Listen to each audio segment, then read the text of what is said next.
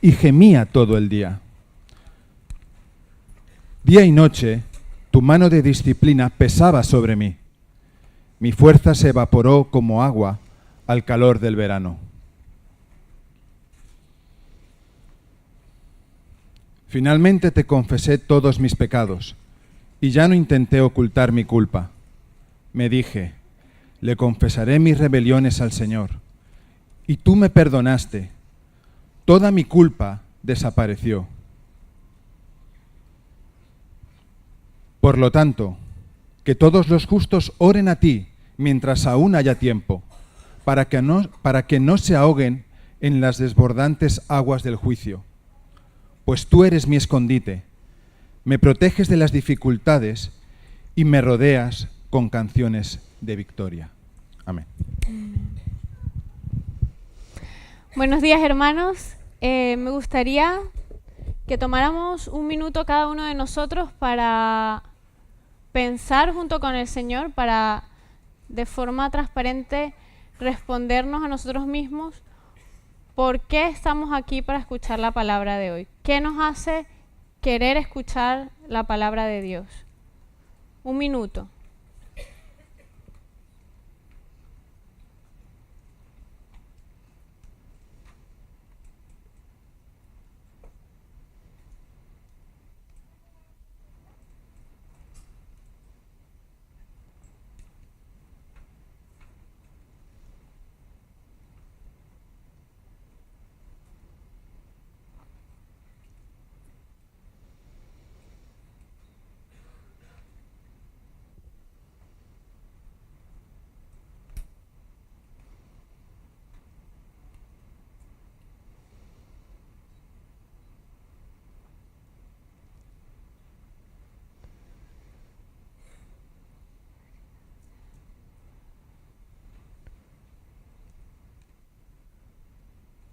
Espíritu Santo, tú sabes por qué nosotros necesitamos escuchar tu palabra hoy, Dios. Tú lo sabes mejor que nosotros mismos, Padre, también. Y queremos venir a ti con ese corazón que tú has convertido de un corazón de piedra a un corazón de carne para escuchar tu palabra de forma que nos penetre, de forma que nos hable, Señor, de forma que cale muy profundo en nosotros, Dios. Te pedimos, Espíritu Santo, que tú nos hables, que nosotros seamos capaces de escucharte hoy, Señor, y que tú cubras esa necesidad que tú ves en nuestro corazón. Y te lo pedimos en tu nombre, Jesús, que es sobre todo nombre. Amén. Hace 15 años yo tuve mi primer encuentro personal con el Señor. Un año antes yo había llegado aquí a España, desde Venezuela, país donde nací, y fue tocar tierra española y mi corazón se llenó de rencor hacia mi padre, porque era él el que nos había enviado para acá, pero también bastante rencor hacia todos los que me rodeaban en esta tierra, porque no era donde yo quería estar, no era donde yo quería vivir, y vivía literalmente cada día deprimida por no estar donde yo quería estar.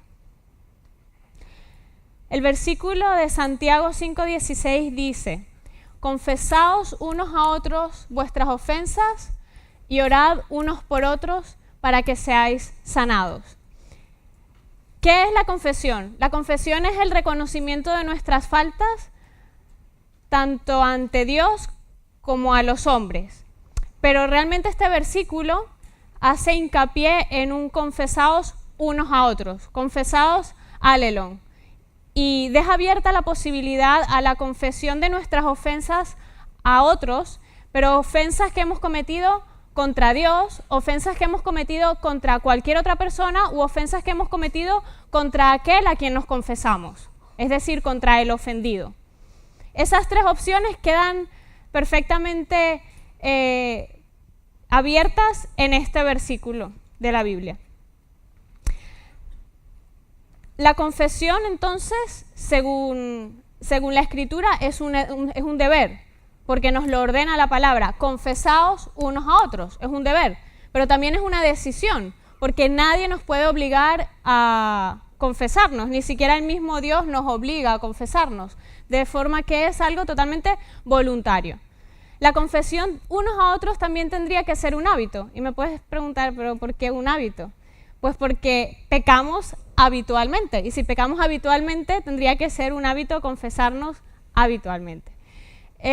La palabra del Señor en la misma carta de Santiago dice, en el capítulo 3, versículo 2, dice, todos ofendemos muchas veces. Y dice todos. Con lo cual aquí la pregunta no es si pecas o no pecas, sino realmente si reconoces que pecas. ¿Okay?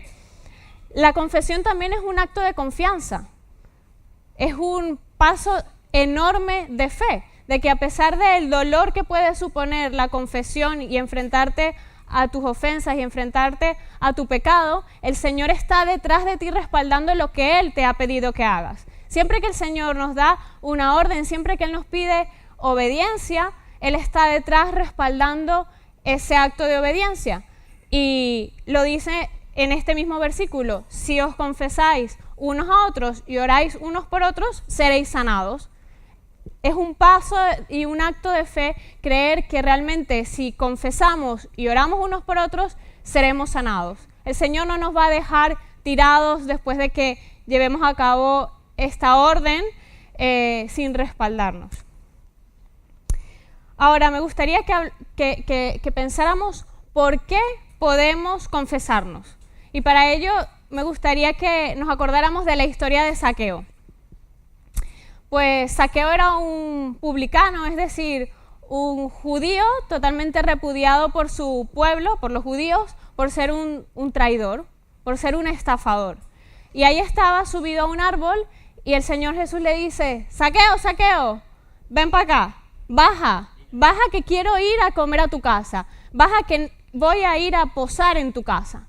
Y es entonces cuando leo lo que dice Zaqueo. En el capítulo 19 de Lucas, versículo 8. Entonces Zaqueo, puesto en pie, dijo al Señor, he aquí, Señor, la mitad de mis bienes doy a los pobres, y si en algo he defraudado a alguno, se lo devuelvo cuadruplicado. Zaqueo confesó ante el Señor, pero confesó también delante de todos los que estaban en esa casa sentados junto a su mesa, y tanto confesó que sus actos de compensar lo que él había robado iban a llegar a cualquiera del pueblo al que hubiera estafado, con lo cual esa confesión se hacía extensiva a cualquiera del pueblo, a todos los que le conocían y que habían sufrido su robo. ¿Por qué Zaqueo pudo levantarse y confesar? Zaqueo pudo levantarse porque el Señor ya lo había abrazado, porque el Señor ya estaba dentro de su casa, porque el Señor había decidido ir a morar donde él, porque el Señor lo había aceptado. Eso fue lo que hizo que Zaqueo se pudiera levantar. Y nosotros hoy podemos confesarnos porque el Señor nos ha perdonado. No nos confesamos para que el Señor nos perdone, nos confesamos porque Él ya nos ha perdonado. Y fue esa salvación y fue esa aceptación y fue esa gracia del Señor Jesús el que hizo posible que Zaqueo reconociera. Y es lo que hace posible que nosotros podamos reconocer. Lo que pasa es que aún así, aún sabiendo que el Señor nos perdona y creyendo en su gracia redentora, es verdad que muchas veces necesitamos escuchar ese perdón, necesitamos recibir comprensión, necesitamos que alguien nos dé palabras de perdón, que nos confirmen en ese perdón. Es entonces cuando en el hermano, en aquel que escucha la confesión, se encarna el perdón de Dios. Y es así como Jesús ha querido que fuese. Es así como Dios ha creado su iglesia y como la ha planificado. El hermano entonces encarna el perdón de Dios y se hace tangible para nosotros, que muchas veces somos los primeros que no nos perdonamos. El Señor nos ha perdonado, pero necesitamos liberación de nuestras ofensas.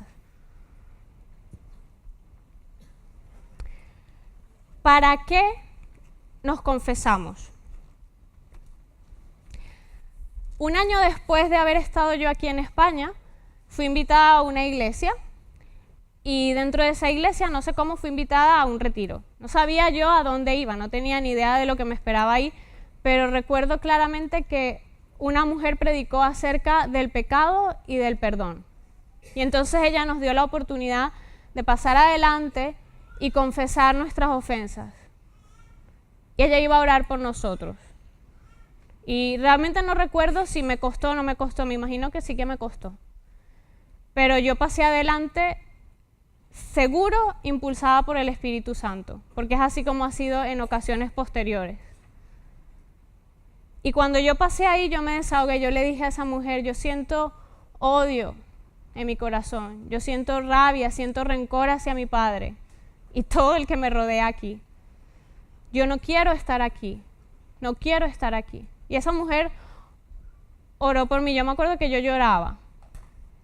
Pero entonces ocurrió algo sobrenatural, algo que solamente el Espíritu Santo puede hacer. Para mí es un milagro, como si ahora mismo una persona en silla de ruedas se levantara a bailar. Porque no sé si sabéislo, pero todos hemos pasado por la lucha entre saber que en el corazón albergamos sentimientos negativos hacia alguien y no querer tener esos sentimientos ahí y no poder con nuestras propias fuerzas, porque el primer amargado eres tú. Y yo salí de ahí, me acuerdo, yo saltaba hasta el techo de la paz que yo tenía, del gozo que yo sentía. Yo me acuerdo que yo llegué de ese retiro y yo estaba cayendo un palo de agua, una tormenta tremenda en Valencia, y yo tenía un paraguas y yo quería compartir mi paraguas con todo el que se me cruzaba. Era un amor tan fuerte que yo tenía por la gente a mi alrededor. Eso solamente el Espíritu Santo lo puede ejecutar en nuestras vidas por su amor.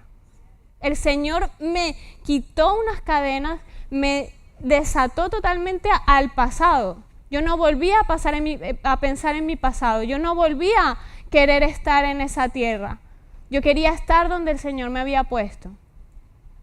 Solamente el Señor trae esa libertad. La confesión nos libera de nuestras esclavitudes, nos libera de nuestros ídolos.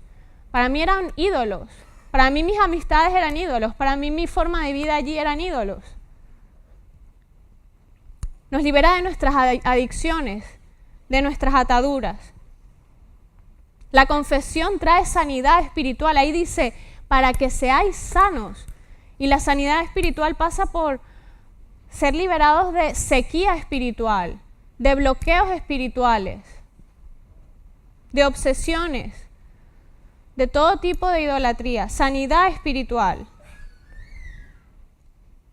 La confesión trae sanidad física.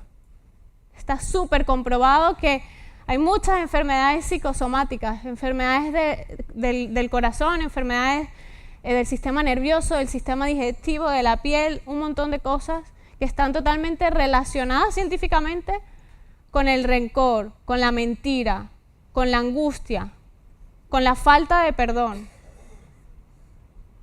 Hay mucha enfermedad física de la que seríamos liberados si confesásemos. La confesión trae paz, trae gozo. La confesión trae amor. Porque en el momento en el que tú te das cuenta y te enfrentas con tu pecado y te enfrentas con, más allá que tu pecado, el perdón de Dios, la gracia de Dios, entonces esa gracia tiene un nuevo valor, un valor para ti aumentado, que te llena de amor y que te llena de ganas de amar a aquel que te ha regalado tan tremendo perdón. Pero también cuando nos confesamos, hacemos iglesia. Gálatas 6:2 dice, sobrellevad los unos las cargas de los otros y cumplid así la ley de Cristo. Es una confesión unos a otros. Y cuando nos confesamos, hacemos iglesia. La iglesia que el Señor Jesús pensó, no la que a nosotros nos viene mejor, no la más cómoda para mí, la que Él ha pensado y planificado para nosotros. Sin embargo, a pesar de tanta cantidad de beneficios, es difícil. ¿Por qué nos cuesta tanto confesarnos? ¿Qué aspectos dificultan que lleguemos ahí? Y es que Hay muchos engaños alrededor de esto. Son muchos los engaños que dificultan que nosotros nos confesemos. Y hablo de engaños, ya veréis por qué, porque lo primero que podemos pensar es, no lo necesito. No, es que yo no necesito confesarme. Mira, si te viene a la mente, si cuando yo estoy hablando, el Espíritu Santo te está removiendo y te está trayendo algo a la mente, ahora o cuando sea, si el Espíritu Santo pone cosas de tu pasado en tu mente, ofensas, pecados, rencores, lo necesitas. Si tu pecado te condiciona, si tu ofensa, si cualquiera de esas cosas te está condicionando para hacer algo, para actuar de cierta manera con tus relaciones, o incluso te está paralizando en las relaciones o te está paralizando en tu forma de vida. Incluso te diría que si te da miedo abrir tu boca y decir eso que estás pensando, entonces lo necesitas. Realmente muchas veces el miedo nos enseña el camino hacia dónde tenemos que tirar. Y es justamente enfrente del miedo, contra el miedo, no dándole la espalda al miedo. Y si eso te da miedo confesarlo, si eso te da miedo decírselo a tu hermano, si eso te da miedo que alguien lo sepa, lo necesitas. Lo necesitamos. Es muy posible que lo necesitemos. Otra mentira es pensar, no, es que cuando yo abra mi corazón al hermano le voy a hacer daño, porque es que se va a dar cuenta de cómo soy en verdad. Y es que él me tiene en un pedestal. Pues que te caigas de ese pedestal, gloria a Dios porque te caigas de ese pedestal. Es mejor que te caigas de ese pedestal, que te bajes de ahí. Un testimonio de debilidad es un testimonio poderoso. Cuando nosotros abrimos nuestro corazón en transparencia y podemos decir al hermano, ¿cómo eres en realidad? ¿Cómo soy en realidad? Eso es poder. Eso es poder en las manos de Dios, quien se fortalece en mi debilidad. Eso es un testimonio que arrastra y que contagia incluso. Quizás no nos vamos a confesar al otro para que el otro se confiese conmigo, pero a la larga eso es lo que va a ocurrir. En la medida en la que tú confiesas y abres tu corazón al otro, abres una puerta no a la vergüenza, sino a la inspiración de Dios, a que el otro pueda ser sanado también, a que el otro pueda decir, él se atrevió a hablar conmigo, yo me quiero atrever a hablar con él.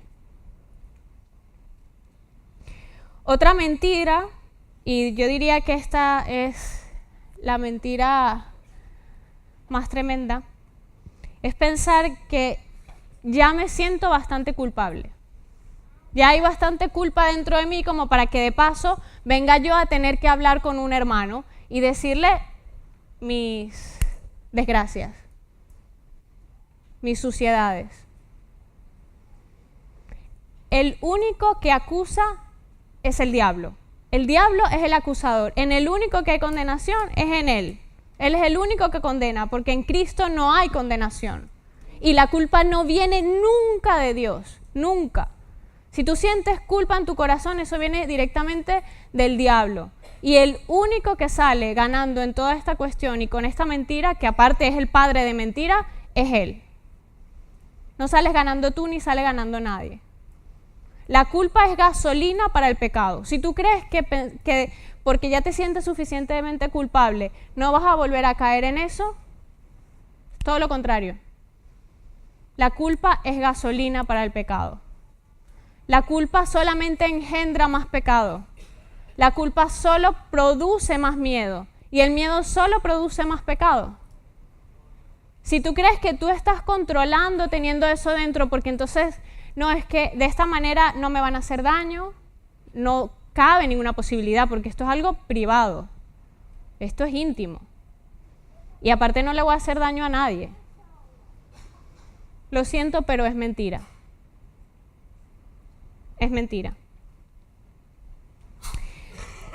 El último engaño que voy a mencionar es también bastante común y quizás es en el que más nos podemos justificar dentro de la iglesia donde todos somos imperfectos. Y es pensar, es que yo no tengo una relación de confianza a quien acudir para contarle y abrirle mi corazón. Es que yo no me siento bien con nadie aquí para decirle lo que hay ahí, mis suciedades. Es que tengo que tener cuidado. Si alguna vez te han fallado, si te han traicionado, si has visto que has hablado y nadie ha atesorado esas palabras, si has dicho algo y todo el mundo se ha enterado, si has sido víctima de eso, el diablo lo tiene súper fácil contigo. Lo tiene fácil porque solamente ha necesitado provocar una traición para que tú ya vivas totalmente en oscuridad en tu interior.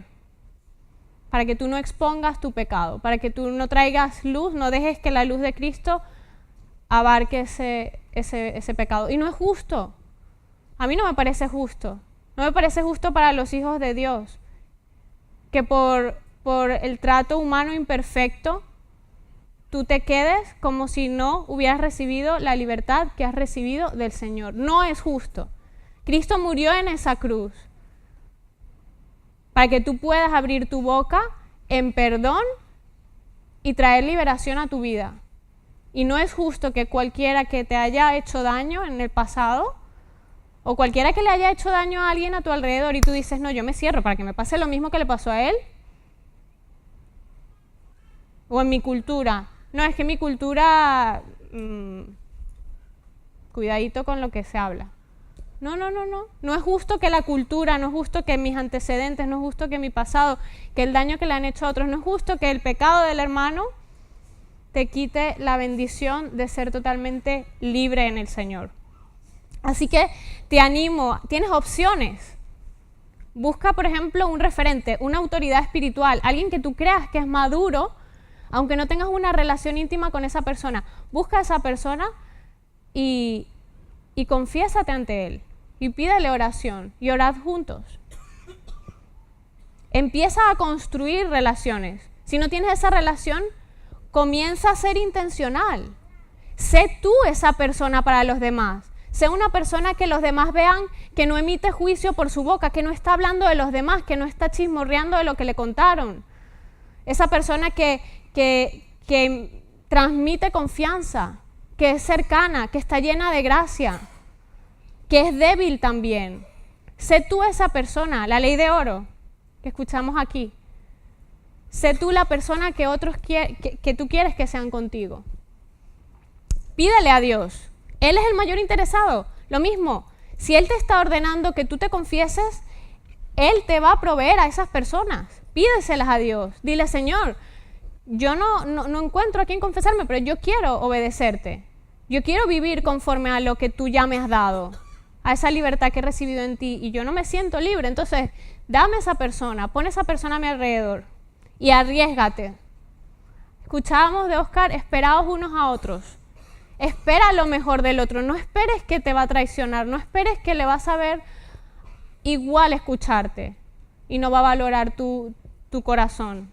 Espera lo mejor de él, arriésgate. Y precisamente pensando en la importancia que tiene el oyente, que tenemos nosotros como oyentes, porque todos tendríamos que ser gente que se confiesa y gente que recibe la confesión. Pensando precisamente en eso, la palabra nos enseña las cualidades que tiene que tener el oyente y las vamos a estudiar.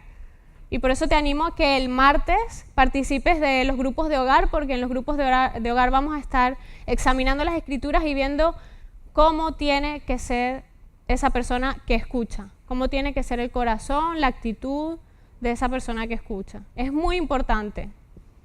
Si no tienes grupo de hogar, busca uno, si no, reúnete con tu familia, si no en lo personal, pero empieza a ser intencional, porque esto es cuestión de vida eterna. La salvación que el Señor nos ha regalado, la salvación que tenemos, la eternidad que nos ha dado, empieza ya, empieza hoy. ¿Por qué no estamos viviendo en abundancia en nuestro corazón esa eternidad? Es urgente, es importante, es fundamental que nos confesemos. Así que recapitulando, ¿qué no es la confesión? la confesión no es un ritual de compensación. Es decir, no son oraciones repetidas, 3 Padres Nuestros y 2 Ave Marías, que hacer para compensar nuestro pecado. No es una serie de sacrificios o de actos que tengo que realizar para poder ser perdonada.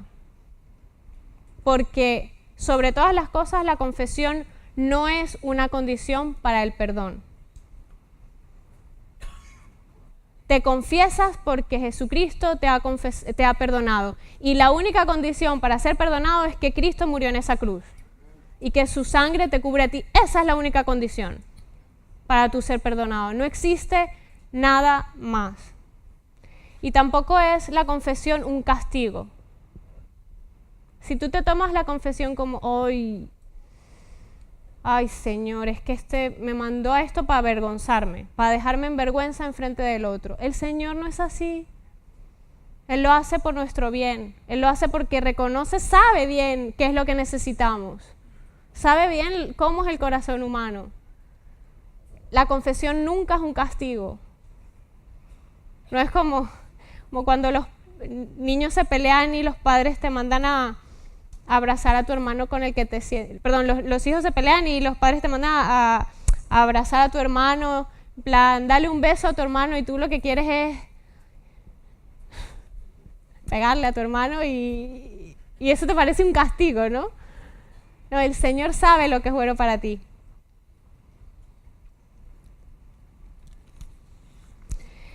Lo que sí es la confesión, después de haber visto lo que no es, lo que sí es la confesión unos a otros, la confesión, Alelon, es un ejercicio comunitario. Es un ejercicio de vida, de evangelio práctica. Es realmente vivir el evangelio unos a otros. Es un ejercicio de dependencia mutua, de dependencia espiritual. ¿No te parece fuerte que dependamos espiritualmente los unos de los otros y que a Dios le haya placido así? ¿No te parece fuerte que parte de tu sanidad espiritual dependa de tu hermano? ¿No te parece fuerte que sea de alguien tan imperfecto como él, que a Dios le ha placido que dependa tu sanidad espiritual? La confesión es un ejercicio de comunidad. La confesión sí es aquello que trae restauración en las relaciones. Tanto en cuanto hay transparencia y hay también confesión de ofensas al ofendido.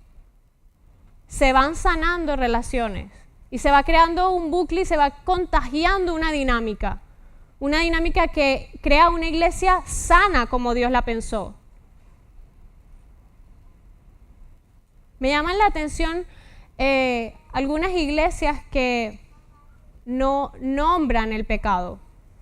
Y recuerdo este versículo que dice, ninguna avaricia, ningún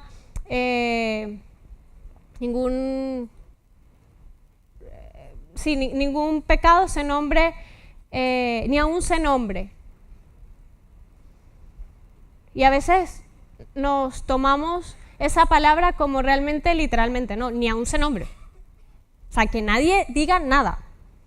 Y se encubre el pecado y se va encubriendo. Y la iglesia parece muy santa en sus propias fuerzas, no porque el santo está cubriendo a esa iglesia, sino porque ni aún se nombre. Y se convierte el pecado en un tabú, se convierte en algo intocable, innombrable. Pero no entendemos que esa palabra nos está llamando a alejarnos del pecado, no a no hablar del pecado, no a no exponer el pecado. ¿Y cuáles son probablemente las iglesias en donde subyace más corrupción? ¿Cuáles son las iglesias en donde de repente explota la bomba? Aquellas que han mantenido oculto el pecado, aquellas que no naturalizan y no ven como algo habitual el hecho de que mi hermano peca igual que peco yo y se habla del pecado y confieso mi pecado. De esta manera, la iglesia que Cristo quiere es una iglesia que acoge al pecador. Es una iglesia en donde el pecador puede decir, ahí yo soy bienvenido. y en donde nosotros ayudamos a ese pecador a ser sanado, a ser restaurado, como lo estamos siendo nosotros. Esa es la iglesia que Cristo quiere, una iglesia que sea lugar de acogimiento para pecadores. Bienvenidos los pecadores. Si eso no está en nuestro corazón, el Evangelio no lo hemos entendido. Porque Jesucristo, Él atraía a los pecadores. Los pecadores venían a Él, se sentían a gusto con Él. Y Él les hablaba y Él les sanaba. Y Él les exhortaba, pero venían a Él. Así que como queremos ser esa iglesia, hermanos, queremos promover la confesión unos a otros, la confesión Allelon, y queremos que sea algo natural entre nosotros, pero esta mañana queremos hacer simplemente un ejercicio de confesión, y si durante esta palabra, durante estos días atrás, el Señor te ha estado animando a confesarte, tienes la oportunidad al final del culto para acudir a una sala que hemos habilitado con un grupo de personas que están preparadas y dispuestas a escucharte, a atesorar tus palabras, a orar por ti y a que oremos juntos. Así que no pierdas la oportunidad. Si el Espíritu Santo te está removiendo, no te eches para atrás. Porque aunque sea doloroso, la gloria que viene después de eso es muchísimo mayor. La libertad que viene después de eso, eso no tiene precio. Es incomparable. Entonces, os animo a que llevemos a cabo la confesión Allelon, que nos preparemos, que preparemos nuestro corazón, que seamos intencionales, que estemos dispuestos a incomodarnos por obedecer al Señor y por ser la iglesia que Él quiere que sea. Y que si esta mañana tienes ese llamado a confesarte, no desaproveches la oportunidad también. Muchas gracias.